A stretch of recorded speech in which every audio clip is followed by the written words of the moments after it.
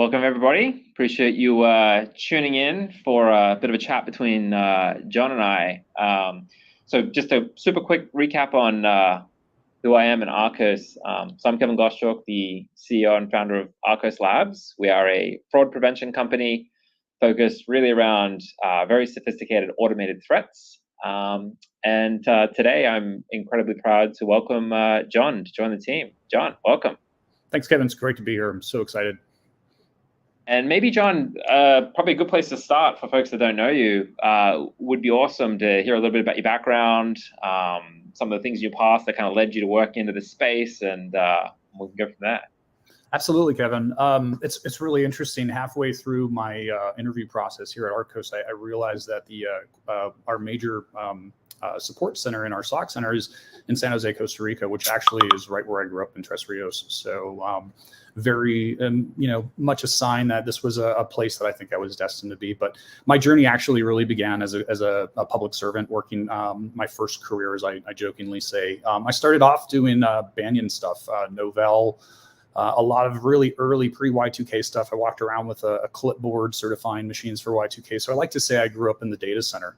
And then stumbled my way into storage area networks. And then the thing I realized is everything I ever built had to get certified because it was government and stuff. And so that's really when the standards started to come out. And so as we went from storage, virtualization, all the way to cloud and all that, I followed the security standards and really just, it was baptism by baseball bat along the way. And, ultimately in 2015, I decided to leave government and try something new. And Silicon Valley came knocking, and started working at different software companies. And one area that really was of interest to me, Kevin, was actually the vulnerability management space. And that's where I really kind of cut my teeth in the valley here.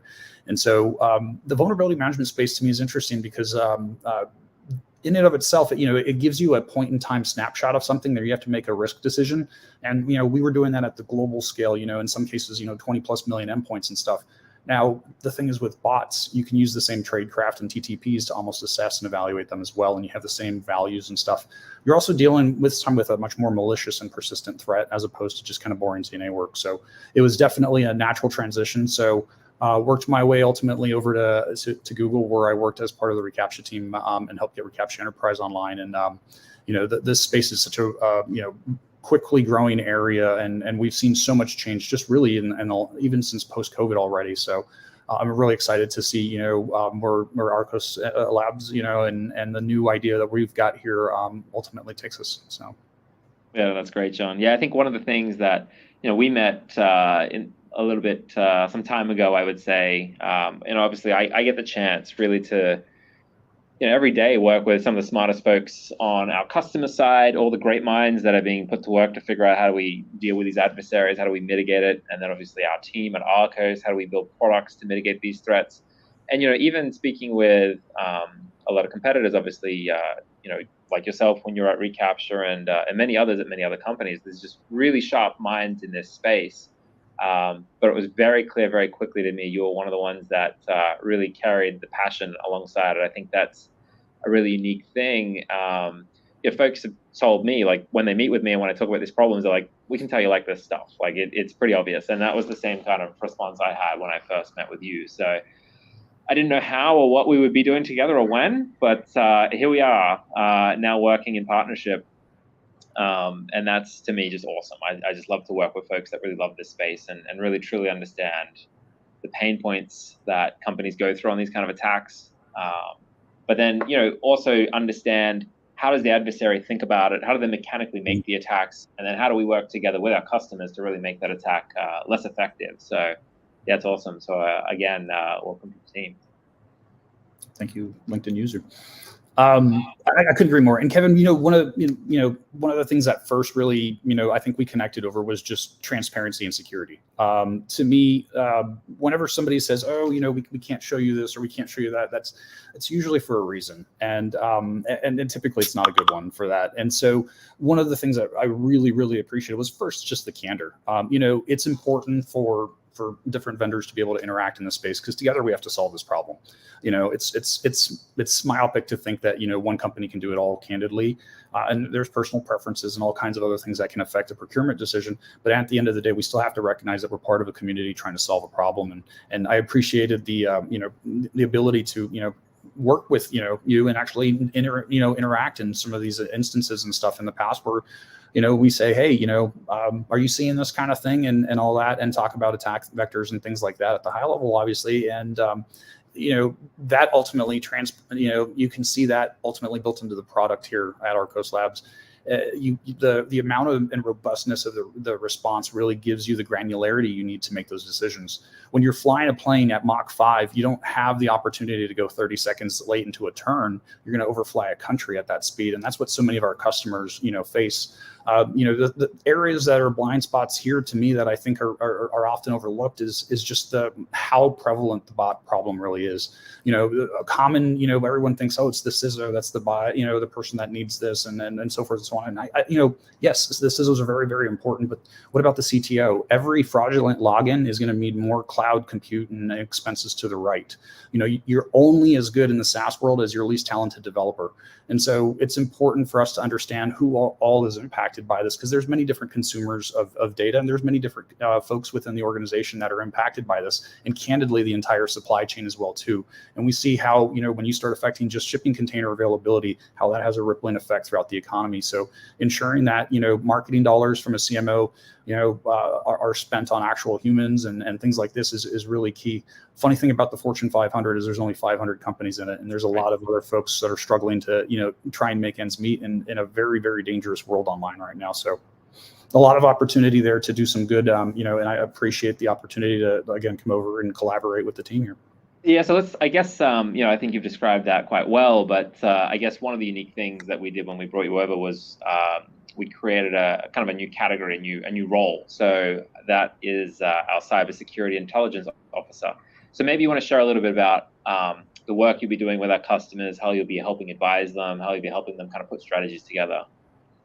Absolutely. This is one business where the truth is in the field. You have to be out there. You have to be talking. I mean, these attacks, most of them happen between midnight and 4 a.m.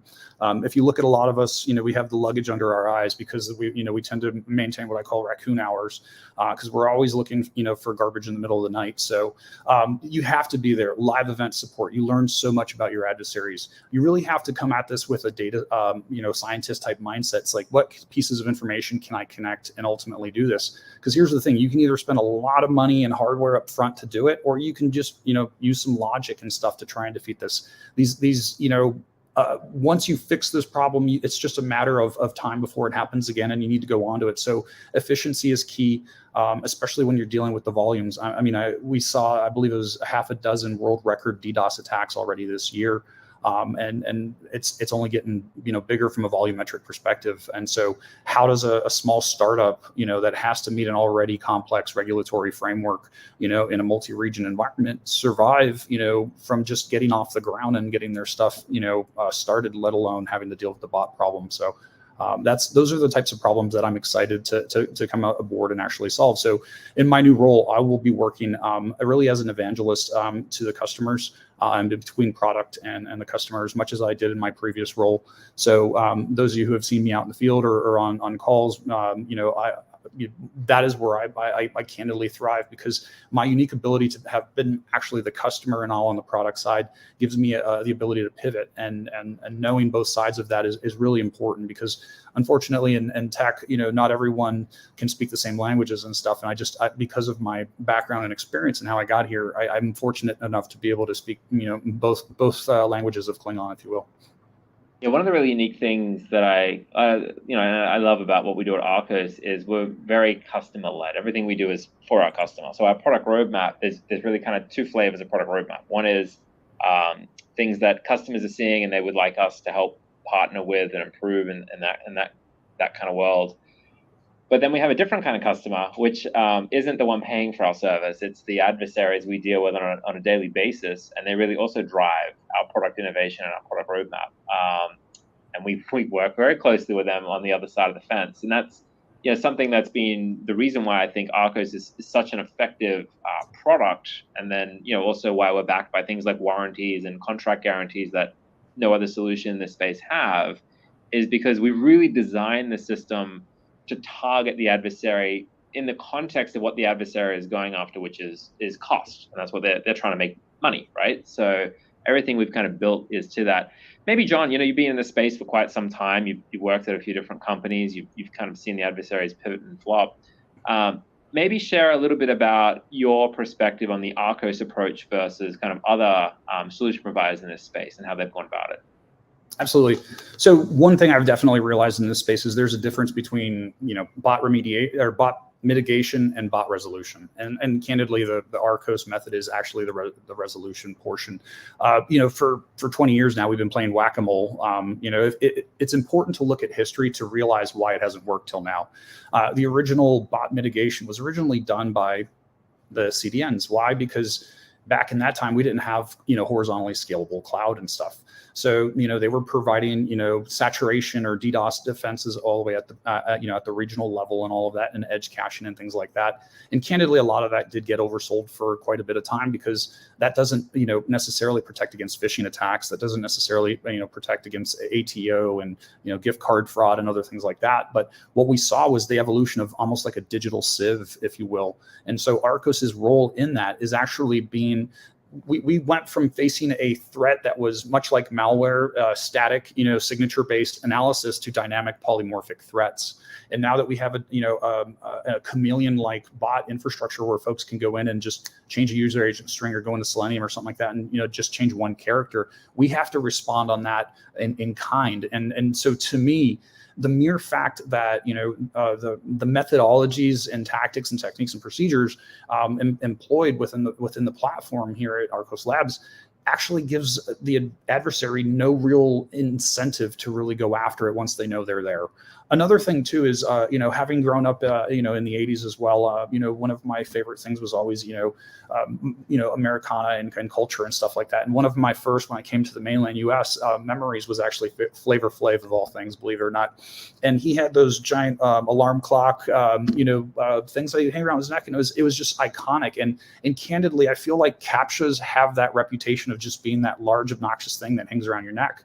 And one of the other things I really loved about the approach that Arkose takes is when it's actually instrumented, you honestly don't even know you're really talking to a CAPTCHA tool because it's so blended in. I mean, customization is key to the user experience. Nobody wants to see this giant, obstruction out there. Another thing too, candidly, is I think there was for a long time a myopic view in terms of the efficacy of visual challenges and why people didn't like them, and it had to do with the accuracy of detection. Using the different intelligence platforms and the approach that Arkose Labs uses has actually changed that, because what we can actually do is demonstrate clearly in the dashboards the ability to say, look, you are getting complaints, but by the way, here's, I think was it 25, just right out of the box, different types of criteria. And this is why we feel this way. And we provide context that allows, the customers to make those accurate risk-based decisions based on the specifics of their environment. And again, it goes back to the whole transparency thing as well. So again, the methodology has basically made it impossible unless they bankrupt themselves in many ways, and to be able to solve this in a manner that keeps this a viable thing for them. So even nation states, as we've seen, have budget limitations, as of late.